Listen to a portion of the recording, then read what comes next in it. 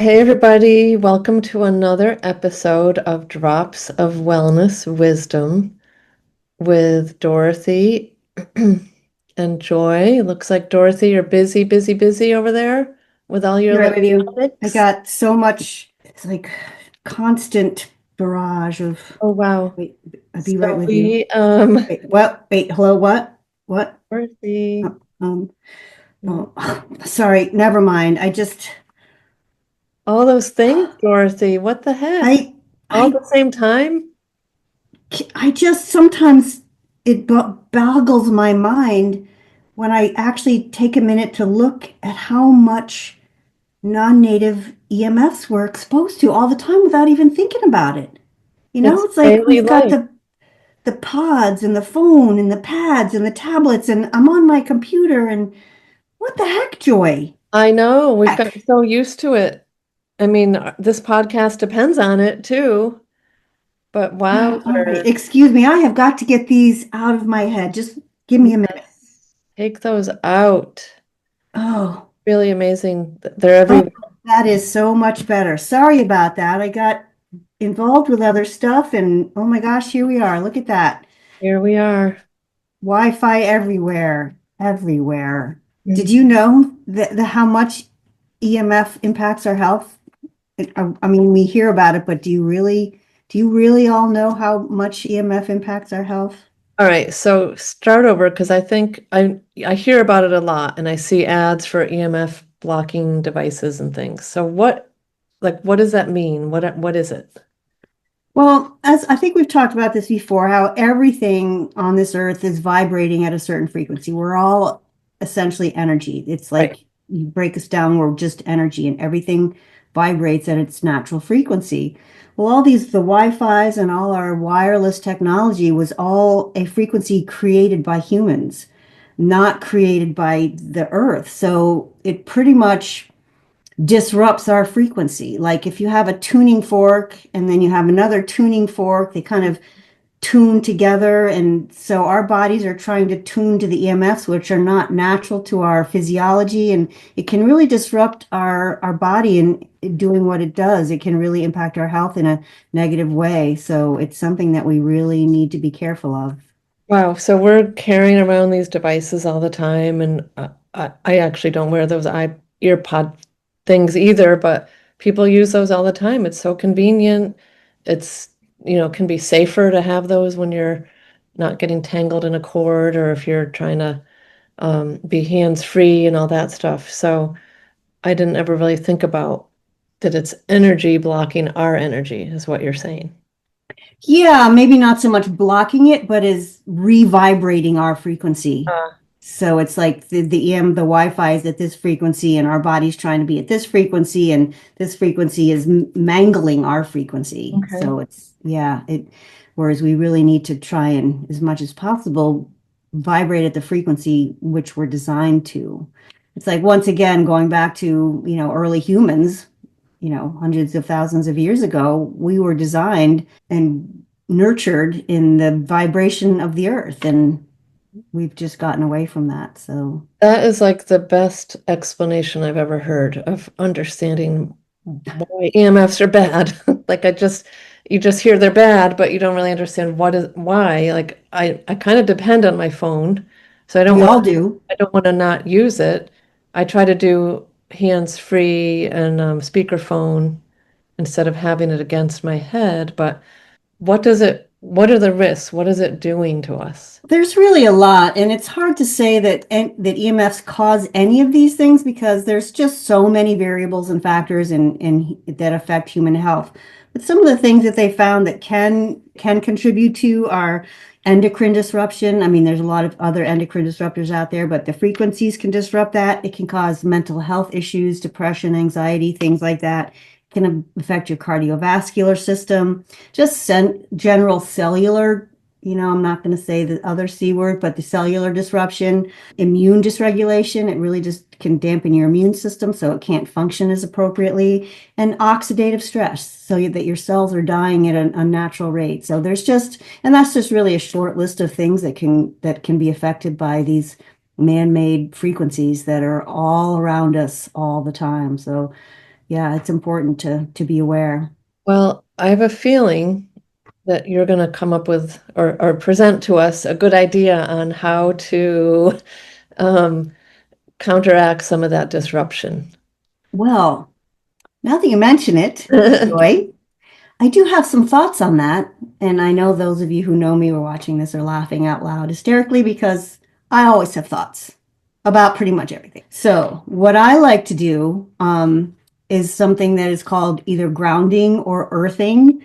I think we've talked about this before, how even as a child, I've just always been in sync with nature. Nature was always something that drew me in and nurtured me and was important in my life. And to the extent that when I was a child, I never put shoes on. It used to drive my parents crazy. I just refused to wear shoes. My dad used to call me Shoeless Joe Jackson. Okay, I'm old, you know, approaching 70. So apparently there's a baseball player way back then who didn't wear shoes either. You know, he would play in baseball, he'd run the bases barefoot. So my dad used to call me Shoeless Joe Jackson. But I think children are so innately wise about some of these natural things that we grow out of. Yep. And I think even back then as a child, I just kind of innately realized that touching the earth with my feet was better than putting on shoes. So so that's what I like to do is I call it grounding. A lot of people call it earthing. It doesn't matter. But what it is touching your bare feet back to the earth and the earth's natural energy. I mean, we wear shoes with rubber soles. We're in cars with rubber tires. You know, like in lightning storms, they're like, you know, if it's lightning, make sure you're grounded with rubber something. Put your rubber booties on. And that's so that rubber grounds you away from the electric frequency of the earth. Yeah. So when you're always have that layer of something unnatural between you and the earth, you have prevented yourself from access to these earth's healing frequencies. So it can be as simple as just taking your darn shoes off and putting your feet on the ground. Nice. I personally like to go to the ocean because the ocean water is like that. Ocean water is just it's so healing. So I'll even go in the winter and put my feet in the ocean. But whatever is available to you to go just hug a tree or just touch your skin to the earth to just kind of help resync your body to the natural frequency can really go a long way towards helping you be healthy. That's so cool. And I know you've talked to our friend group about this, and I've watched one of the people in our groups posted on her social media a picture of her bare feet in her garden. And I was like, yes, it's rubbing off. So it's just really cool to see how that effect has happened. Do you like suggest a certain amount of time every day? Like a lot of us are stuck in offices or our cars or however, you know, or in the city where there might not be like ground. Is there like a certain amount of time we should try to do it every day or? I don't like to narrow it down to an amount of time because then people might get that in their head and say, oh, I've done 10 minutes and that's fine. So I don't like to restrict it to a specific amount of time. I'm just going to recommend just doing it whenever you can, however you can. If you can only get like 10 minutes twice a week, then do that. I don't personally think that that's really enough to really get the benefit, but it's better than nothing. So just do the best you can. Don't make yourself crazy with how much time you're spending out in nature. Just do what you can, knowing that more is always better. It's not something you can do too much of. So, and you might find as you do it that you're feeling better. You might find some nagging aches and pains possibly are diminishing or other things might be going away. And that will be an incentive to continue. So I don't like to restrict it to say, you know, do your prescriptive 10 minutes a Sure. day. So just do what you can. And that's, you know, rather than like feeling pressured to do it a certain amount of time, I like to just say, do whatever you can. And if you can't get your bare feet on the ground, at least go find a tree somewhere or a plant and just I have this ginormous aloe plant that it's out on I just today, it weighs probably over 100 pounds now. So I used to put it in the ground in the summer, but it's got too big for that.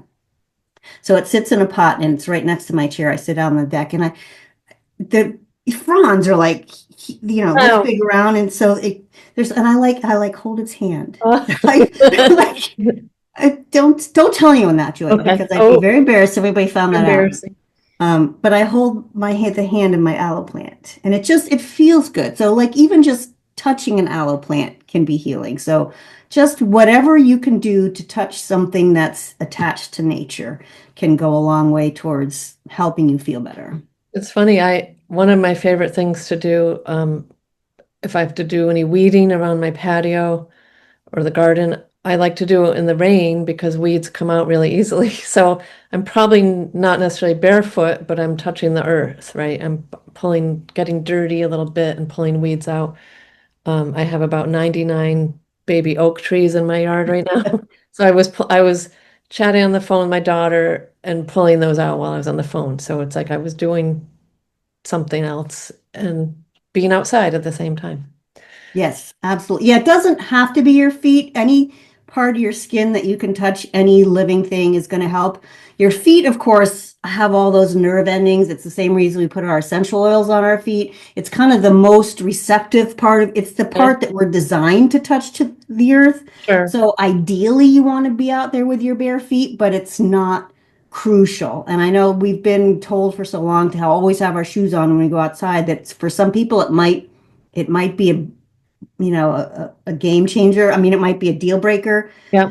but try and get over that. But if you can't, if you have to have your shoes on, at least touch something. But I have to say that, like, I don't know if you realize this, but walking barefoot can also be sort of natural reflexology. Oh, I know cool. a lot of us have gotten more into the reflexology, and there's nothing that feels a great reflexologist can do amazing things to your feet. That's when they Um, target points. Yes, on your feet or on your hands, certain places they just find there's on your feet, there's everywhere on your feet corresponds to somewhere over your body and they push certain, they can feel it. I don't know, they're magic. It's Yeah. magic how they do it and they can feel, oh, this spot needs help. I had went to one once and just I nothing for no particular reason. I just had never experienced it before, so I wanted to go. So she goes, "Why are you here?" I'm like, "I just want to experience it." She goes, well, that's weird. Most people come with something particular to work on. So she did the whole reflexology and she was done and she goes, "Oh, and by the way, I fixed your left shoulder." I'm like, Oh, "I didn't realize anything was wrong with my left shoulder." And then I'm like, "Oh, yeah, my left shoulder feels much better." I hadn't even realized that there was something wrong with it, but she found it on my feet. oh, that's great. So yeah, so walking barefoot can be like nature's reflexology because all the unevenness and variation in the ground impacts your foot. Plus, put that together with the energy you're receiving can be like nature's reflexology.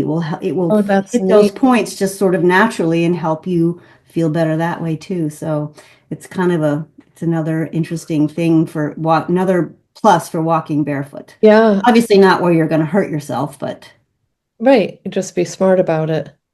But yeah, exactly. I always like notice in the beginning of the summer, it's like it's harder for me because my feet have been in shoes all winter and then they get toughened up. Very, very cool.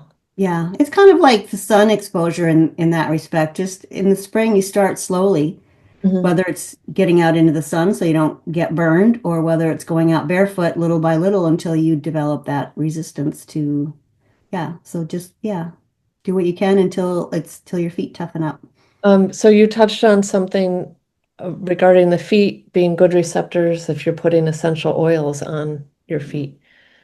There's an oil that we love, I think you know it too, that's actually about being outdoors. It's kind of like your substitute.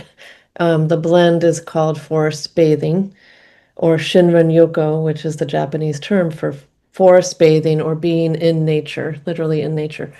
So that's sort of a cool thing. Is that kind of like a grounding oil, would you say? Or are there essential oils that can substitute nature? Honestly, I think any oil to some degree is going to be in essence a grounding thing because the oils, all the plants are again vibrating at a frequency, and the Right, so essential they're oils of are vibrating at the same frequency as the plants were. Like rose, it has the highest vibration of any essential oil. So any oil that you use that comes from a plant is going to have a beneficial frequency. So yeah, any of them can be considered to some degree. I don't know if you'd call it grounding or not, or just what you would call it, but just it can because be they have definitely that energy, beneficial. that natural frequency that our body can relate to. Absolutely. And personally, I think that's one of the reasons that essential oils are so effective at helping you support your own wellness is because of that frequency. Yeah. You use the essential oil in whatever method works for you, and you're taking on the frequency of that oil, which can help readjust your own frequency to a healthier vibration. So I think there's a lot of reasons essential oils are so effective, but I think that that's one of the important ways. And yeah, I actually happen to have my Shinrin-yoku right here. It's one of my favorites. And if you can't get out into the forest, this has been specifically designed to have the same frequency as being out in the woods, which we all know. And as the Japanese know, they have specific guides that are trained in Shinrin-yoku in specific forests, and they get it. They know how important being out in the forest can be. So, yeah, as a matter of fact, I don't know if I'm saying this right. Thich Nhat Hanh, I love a lot of his stuff, but he has a quote that I think fits in this situation. And I have to look, I have it in my book. We have to walk in a way that we only print peace and serenity on the earth. Walk as if you are kissing the earth with your feet. Right? It's like, yeah, kissing the earth with your feet. I love that. Like a tender relationship with the earth, appreciating Yep. the earth and getting outside, getting literally in touch with the earth. I know it can be harder when it's cold here in New England. So what do you do in the winter, I Joy? literally have gone out in the cold. I kind of love that exhilarating feeling. So I'll walk on the snow. I love seeing my own footprints just for a minute, if that, it's not a long walk or anything. But the fresh air, hugging a tree, just anything I can do to be outside a little bit. When you have backyard chickens, you have to go outside. They need Yes, water, you do. food. So it's a good reason to just get out there and be with the earth or be with nature in some way. I love that. It is harder. But again, you can get yourself used to it to some degree. You don't want to cause frostbite or damage or anything like that. But if you can just get out, I'll sometimes go out first thing in the morning in my bare feet with my coffee, just for, like you said, a minute or two. But of course, my favorite is even in the winter, I'll go to the beach. We're not too far from the beach here in Massachusetts, and I'll go in my shorts and I'll go knee deep in the water there's always somebody at the beach here walking their dogs or something, and I get looks, but I don't care. I leave that beach feeling like I've recharged my battery. It's so important to me to be able to touch the earth. And yeah, I'd rather do the beach than the snow, but although I will do the snow in lieu of anything else. But yeah, I just can't recommend it enough. I want to get back to the beginning of the show today when we were talking about all the devices and it's not only the iPads and the Wi-Fi, but it's even the microwave ovens or the anything electronic, right, in our homes. I've heard of some people unplugging things at night or, shutting things down. I mean, I certainly don't leave my phone near me at night. It's not in the bedroom anymore, but are there things we should do? Like, should we be turning off the Wi-Fi and stuff, do you think? Again, I don't, I recommend not making yourself crazy with it. It's all around us all the time.